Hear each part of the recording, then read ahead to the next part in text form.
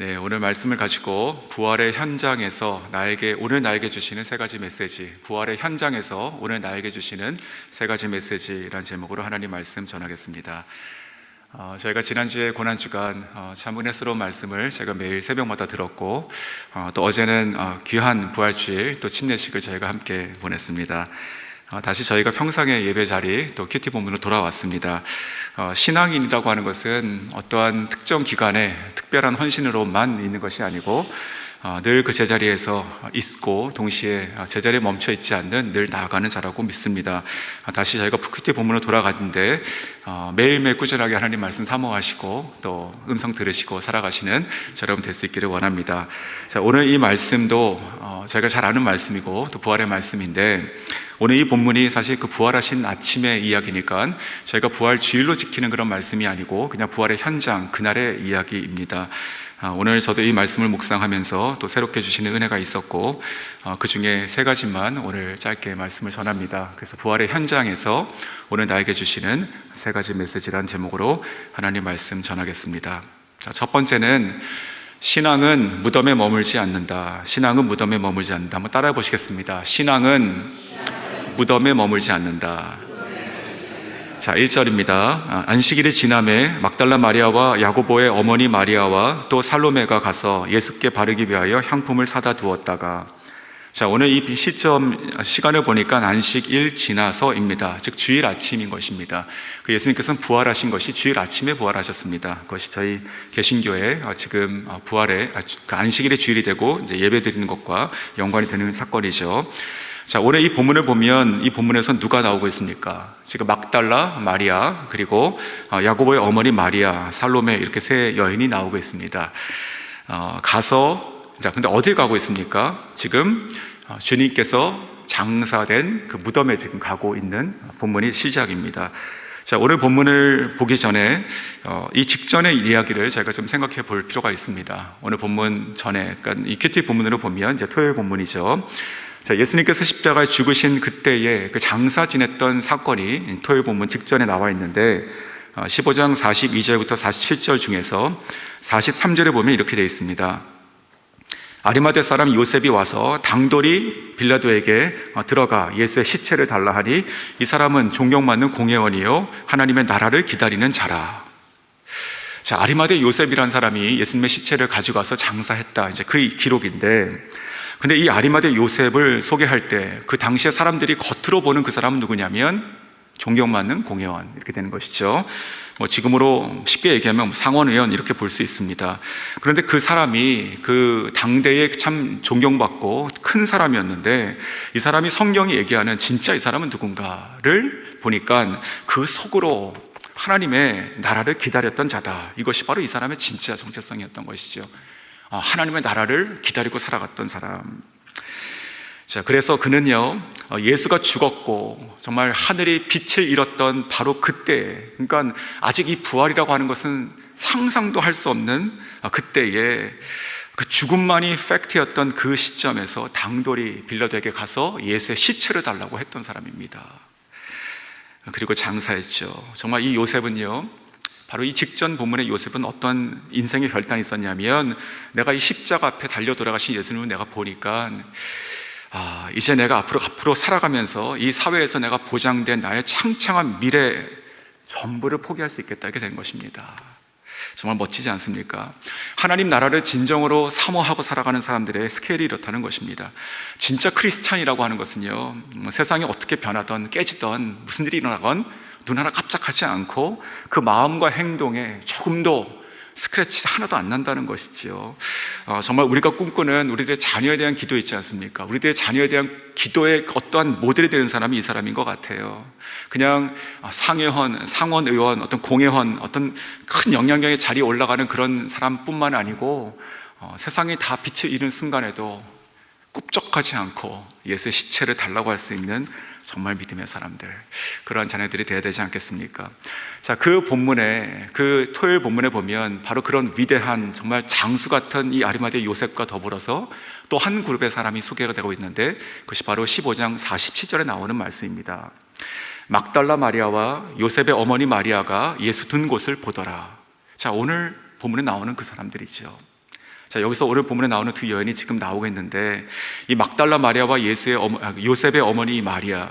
자, 이 마리아들은요, 이 여인들은 이 아리마대 요셉을 따라가고 있습니다. 또한 니고데모도 따라가고 있는데, 다른 성경을 보면, 자, 이 따라가는 것이 뭘 따라가고 있냐면 예수 그리스도의 시체를 따라가고 있어요. 그래서 이 예수님의 이 시체, 이 죽은 몸이 어디에 장사되는지 그 무덤 앞에까지 가서 자기 눈으로 여기 계시구나, 자, 그렇게 확인하는 것이죠. 자, 이 두 여인의 이 시선을 한번 생각해 보십시오. 왜 따라갔을까요? 무엇이 있어가지고, 무엇이 소망이 되어가지고 예수님의 시체를 따라가고 있습니까? 우리가 살아계신 주님, 기적의 주님, 능력의 주님, 말씀의 은혜로운 말씀을 하시는 주님을 따라가는 것이 아닙니다. 죽으신 시체를 따라가고 있는 것이죠.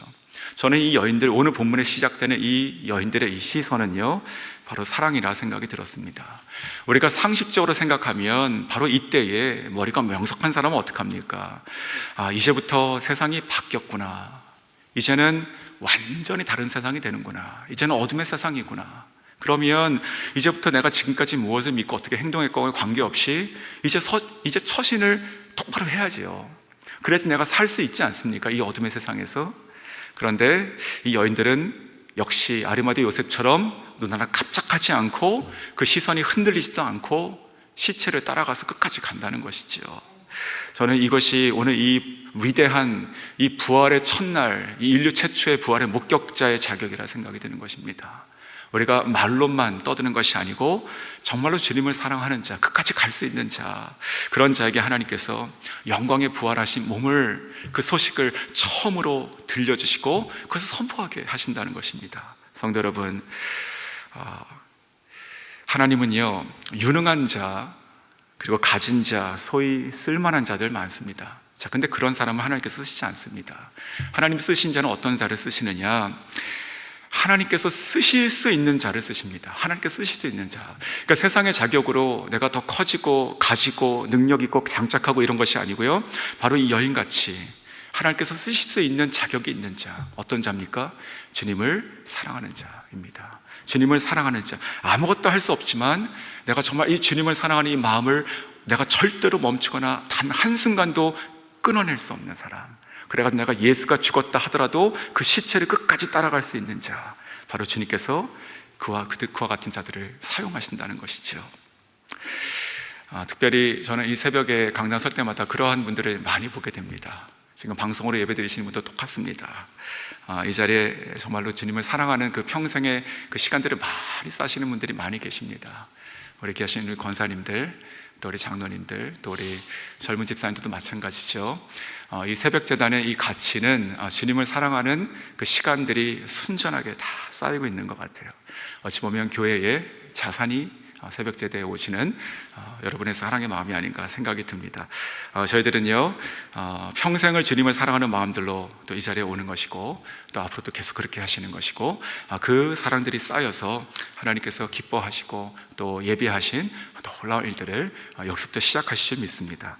자, 그러한 이 두 부류의 사람들을 저희가 생각하고 이제 오늘 본문으로 한번 들어가 보십시오. 자, 오늘 본문 2절에 이렇게 이어지고 있습니다.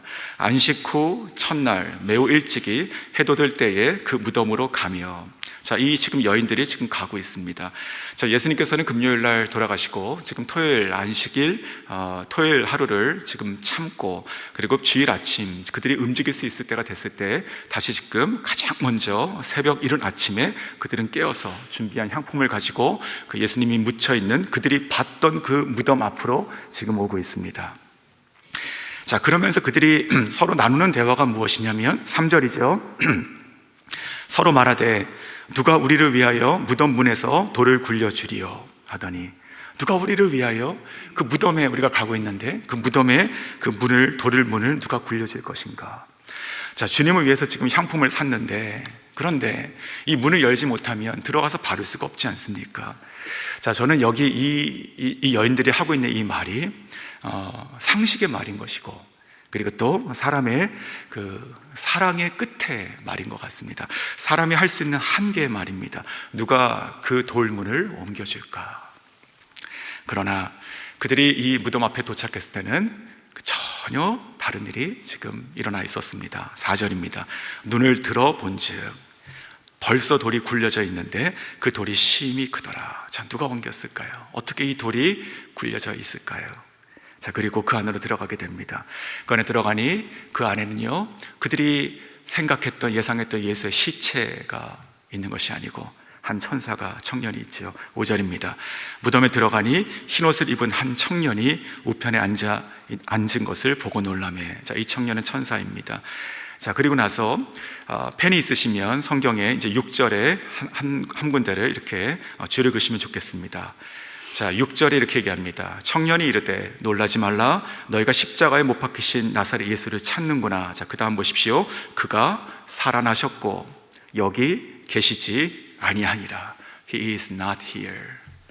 그가 여기 계시지 아니하니라. 그가 여기 계시지 아니하니라. 그는 무덤에 계시지 아니하니라.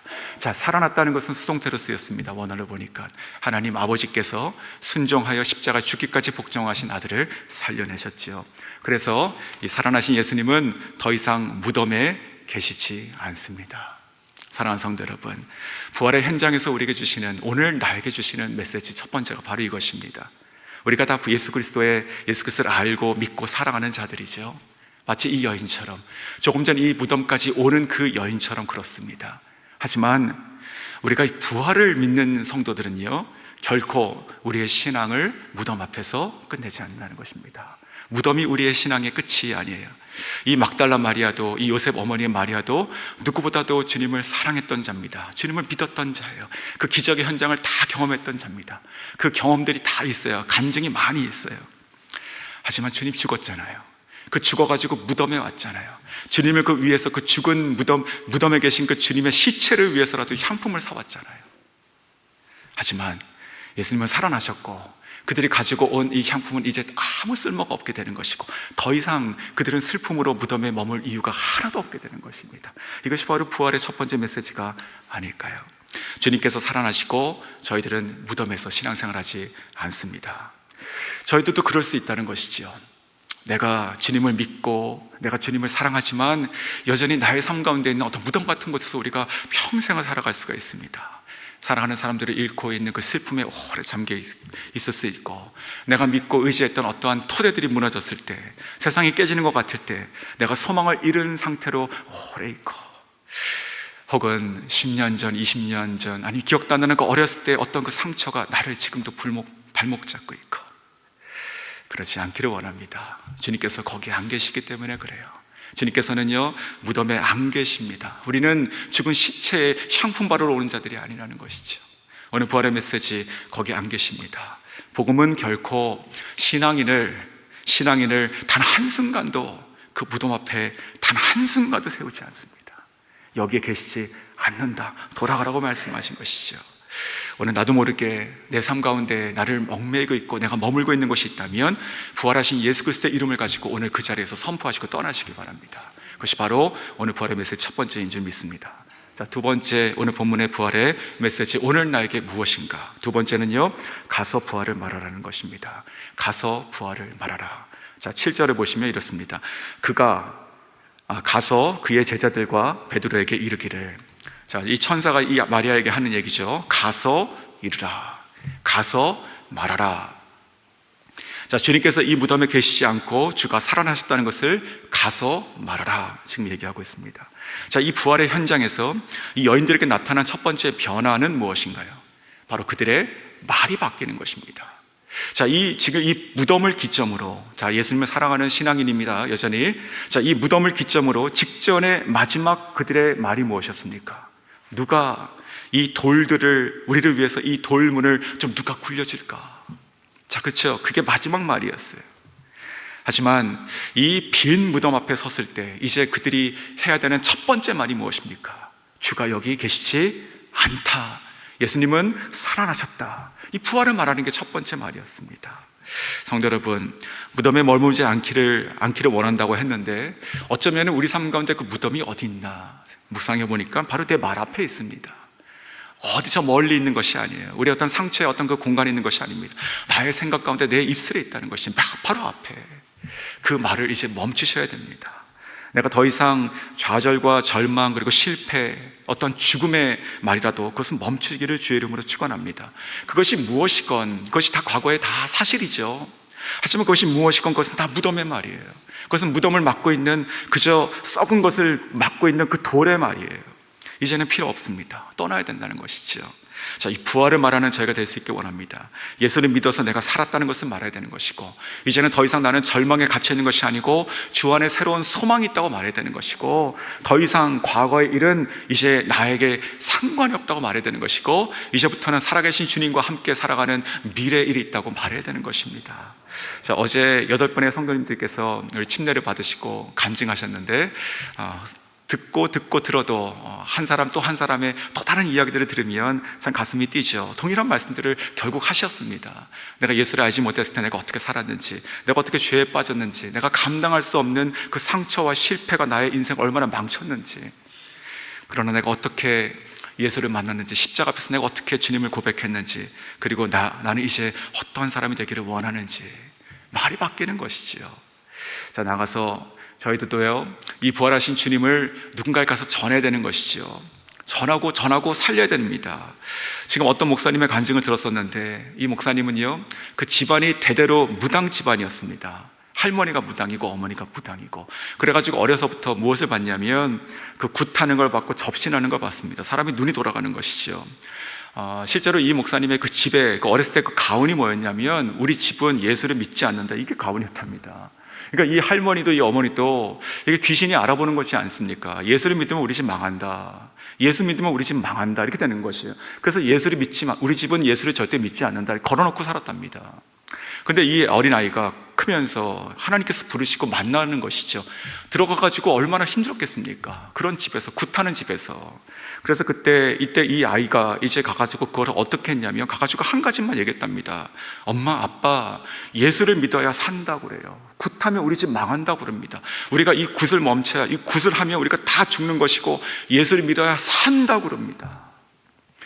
예수를 그렇게 살리는 예수님을 만나게 되고 가서 그것을 계속 얘기했대요. 주님을 믿어야 우리가 삽니다. 그리고 목사가 됐다는 간증을 들었습니다. 우리가 복음을 전하는 것이 누군가를 살릴 수 있는 것이죠. 자, 오늘 본문을 보시면 또 그렇습니다. 오늘 본문에 이 천사가 이 부활의 메시지를 가서 누구에게 먼저 전하라고 얘기합니까? 제자들에게, 그리고 베드로에게, 가장 실망하고 낙심하고 무너져 있는 그 베드로에게 전하라고 얘기합니다. 자, 이 베드로도 또 12 제자들도 다 마찬가지죠. 이들은 다 주님을 알고 3년 동안 동고동락했고 주님의 기적을 받고 주님을 사랑했던 자입니다. 지금 그들은 비록 지금 방 안에 있어가지고 어떻게 할지 모르고 지금 이제 어떻게 감당해야 될지 알지 못하고 있는 중이었지만, 이 슬픔과 두려움 가운데 있었지만 그들은 주님을 믿고 따르고 주님을 사랑하는 자들이었어요. 하지만 그들은 부활하신 주님을 만나지 못했죠. 그래서 그들에게 가서 다시 그 안에 있는 그 사랑과 그 생명과 소망을 살아나게 하는 것이 아닙니까? 저는 이 말씀을 묵상하면서 그런 생각이 들었습니다. 우리 주변에도 그런 사람이 많이 있다. 우리가 같이 목장 안에도, 우리 교회 안에도 우리가 같이 신앙생활하고 같이 기쁘고 또 같이 이야기하고 웃고 있지만, 어쩌면 이 제자들처럼 그러는 그 마음속에 소망이 없고 그 낙심되고 그리고 빛에 잃어가는 자들이 있다면, 그렇다면 우리가 가서 할 수 있는 것은 살아계신 주님을 다시 말하는 것이다 라고 생각이 들었습니다. 성도 여러분, 우리가 신앙생활을 개인적인 신앙생활이 아니고 우리가 살리는 자들이 되는 것입니다. 우리가 집안에서 다시 자녀들에게 복음을 말하셔야 되는 것이고, 다시 목장에서 복음이 활활 타올라야 되는 것이고, 다시 우리가 지치고 힘든 영혼들을 그저 밥만 사주는 것이 아니고 우리가 복음으로 살아계신 주님의 생명을 나눌 수 있기를 소원합니다. 자, 마지막 세 번째 메시지는요, 이 부활의 현장이 오늘 나에게 주신 세 번째 메시지는 부활하신 주님을 내가 다시 만나야 된다는 것입니다. 자, 부활하신 주님을 내가 다시 만나야 된다. 다시 한번 7절 읽어드리면 이렇습니다. 가서 그의 제자들과 베드로에게 이르기를, 예수께서 너희보다 먼저 갈릴리로 가시나니 전에 너희에게 말씀하신 대로 너희가 거기서 배우리라 하라 하는지라. 너희가 거기서 주님을 배우리라, 너희가 눈으로 볼 것이다. 자, 주님이 살아나셨다는 말을 지금 이 여인들에게 이 제자들은 듣게 됩니다. 이제. 자, 그러고 나서 어떻게 되는 것입니까? 그리고 나서 무엇을 원하십니까? 하나님께서 원하시는 것이, 이제 기뻐하라, 이제 슬픔이 끝이다, 이제 즐거워하라, 그렇게 살아가라, 이렇게 얘기합니까? 그렇지 않죠. 그것은 당연한 것이고, 어떻게 하라고요? 이제 그 집에서 나와서 주님을 만나러 가라고 얘기하고 있습니다. 주님 만나러 가라고 얘기했어요. 진짜로 부활하신 주님을, 살아계신 주님을 너희의 눈으로 보고 손으로 만지라고 얘기하고 있습니다. 예수님 죽음 앞에서 어찌할 바를 알지 못했던 그들에게 다시 그들이 나아갈 길을 보여주는 것이고 방향을 주는 것이고 다시 만나야 되는 주님을 얘기하고 있는 것입니다. 그들이 이후에 그 주님을 만나서 그저 기뻐한, 살아난 주님을 기뻐하는 것이 아니고 이후로 정말 이 40일 동안 하나님 나라의 비전을 그들이 듣고 그들의 눈과 마음판에 새기길 원하는 것이고, 그리고 성령, 약속하신 성령을 보내주셔가지고 이제는 주님께서 하셨던 것보다 더 큰 일을 교회를 통해서 하시기를 원하시는 것이지요. 바로 그 주님을 너희가 가서 살아계신 주님을 만나고 이제 너희들의 삶을 다시 시작하라 라고 말씀하고 있는 것입니다. 사랑하는 성도 여러분, 오늘 이 부활의 현장에서 오늘 우리에게 울리는 세 번째 메시지가 동일하다고 생각합니다. 저 여러분이 다 주님을 사랑하고 신앙생활하고 있지요. 하지만 오늘 우리가 다시 사모할 것은, 하나님, 내가 살아계신 하나님 성령님을 내가 다시 만나기 원합니다. 내가 더 깊게 더 주님을 사랑하기 원하고 더 갈망합니다 라고 할 수 있기를 원합니다. 우리가 위대하신 주님을 알고 살아가는 신앙인과 오늘 살아계신 주님을 만나고 살아가는 것은 전혀 다르다는 것입니다. 위대하신 하나님, 우리가 만났던 위대하신 하나님을 회상하고 살아가는 것과 오늘 내가 알지 못했던 주님을 다시 사모하고 그분을 만나기를 원하고 그분을 쫓아가고 살아가는 것, 다시 순종하고 믿음으로 신뢰하고 나아가는 것, 전혀 다른 인생이라는 것이지요. 이 제자들은요, 이후에 사도행전에서 어떠한 제자들이 됩니까? 이제 그들의 인생을 한낱 세상의 어떠한 유혹도 두려움도 그것에 신경 쓰지 않고 이제는 그들의 모든 생명을 다 기꺼이 주님께서 던지는 자들, 그들이 어떤 일이 있다 하더라도 그들은 자기에게 주어진 그 생명과 그 온 일생을 주의 복음을 위해서 살아가는 자들, 그래가지고 예수님께서 꿈꾸시고 얘기하셨던 것을 그들이 품고 그들의 비전으로 삼고 그들을 통해 가지고 이루어 가시는 것을 보고 살아갔던 자들이 됩니다. 3천 5천 명이 돌아오고 교회를 통해 가지고 하나님께서 온 열방을 향해서 나가서 제자 삼고, 그리고 하나님께서 다시 오실 그 길을 예비하고 온 성도들이 일어나서 그 복음 때문에 다시 누군가에게 복음을 전하고 또 거룩한 그 목숨도 잃어가는 것들을 보시는 하나님의 그 꿈을 그들이 이뤄가고 있다는 것이죠. 사랑하는 성도 여러분, 오늘 이 본문을 가지고 말씀을 정리하겠습니다. 부활의 메시지는요, 우리가 2000년 전에 있었던 그 메시지를 우리가 회상하고 다시 한번 기리고 감사하는 것이 아니고 오늘 나의 삶 가운데 주시는 음성이 되야 되는 것입니다. 무덤에 머무는 신앙이 절대 되지 마십시오. 나가셔야 됩니다. 그리고 부활하신 주님의 생명을 내가 전하고 그리고 살리는 자들이 될 수 있게 원하고, 그리고 오늘 다시 내가 갈망하는 것은 내가 살아계신 그 주님을 내가 다시 만나고 주님이 나의 길이요 생명이고 진리고 나의 인생의 목적과 길과 방향이 되신 것을 내가 다시 알기를 원하고 순종하고 나아가시는 여러분 될 수 있기를 주의 이름으로 축원합니다.